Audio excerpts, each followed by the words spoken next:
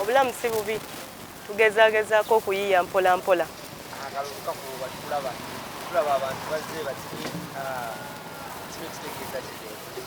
Abantu okuba nti bazze batono kijja kakosaamu olw'okuba nti tubadde twetaaga abantu nga bangi bajje bayogere eddoboozi basindike eddoboozi nga bwe gwabadde nga 14 wiiki ewedde. Naye nga womanyi nti olunaku lwayo si public holiday ate abantu balina bingi ebyokukola. Omwaka oguwedde kumpi bagumalira mu COVID-19 so ndowooza basazeewo basigale ku mirimu. Naye byonna ebinaavaamu ffe bye tujja okutwala.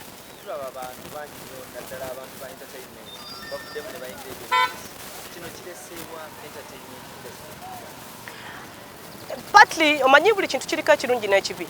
Bw'otunuulira ebirungi ebiri mu entertainment business oba show business okulinnya eddaala ne bagendako mu parliament kiina we kissa entertainment business.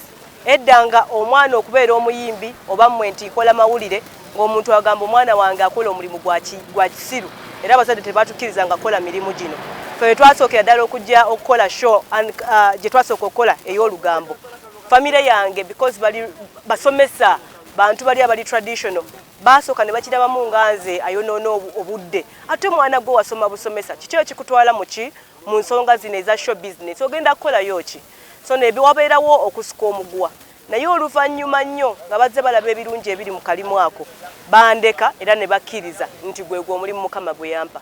So ffe okulinnya ku ddaala ne tufuna presidential candidate ne tweyongera ne tufuna ba MP abatali omu oba babiri okuba nti bayingidde parliament nga bava mu sector yaffe ya entertainment tusuubira nti tetugenda kukoma kufuna prestige oba respect eyo yokka wabula bajja kukola nga bazza mu ffe abali mu entertainment show business.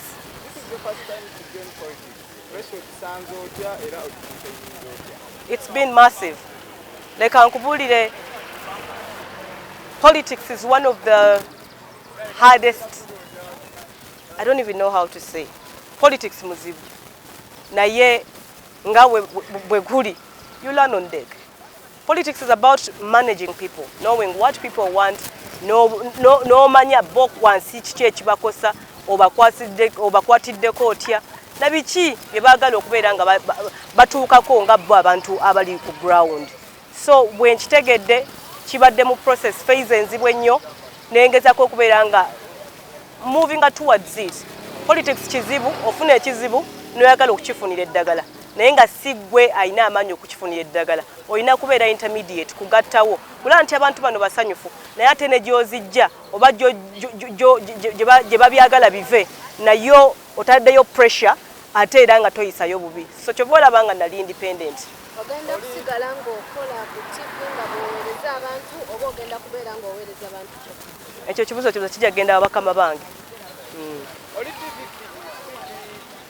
oli celebu oba oli socialite bingi okoze otya okunoonya akalulu abantu tebakwabuzinze nnyo tebabuuze nnyo tebaagadde okukkakkanya nnyo ozze okubasaba mu akalulu?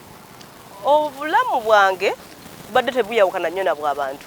Nze muntu alinnya boda wenjagalidde, nze muntu kwegambaako atalina nnyo obulamu bwa waggulu. I do the right thing in the right place among the right people. Bwe luba lumbe onsanga ndi mukyala wa lumbe, bwe mbeera waka bamukyala kafumbe. Ate bwe nzira ku UnCut kalakata olwo ne nnyambala UnCut Talia Oze. So bwe mbadde mu field badde Anet Namboozi. Naye ng'olina field gy'otuukamu ekitundu ne bagamba twagala UnCut kalakata tukoleremu nga bw'okola ku UnCut kalakata. N'ogezaako okuba ng'obazza naye nga kyekyo obategeeza nti waliyo Anet Nambooze ne Talia Oze. So gubadde mulimu gw'amaanyi okutegeeza abantu nti Anet Nambooze wanjawulo kwa Talia Oze. Naye nsuubira nti ngenza okuva mu field nga bategedde.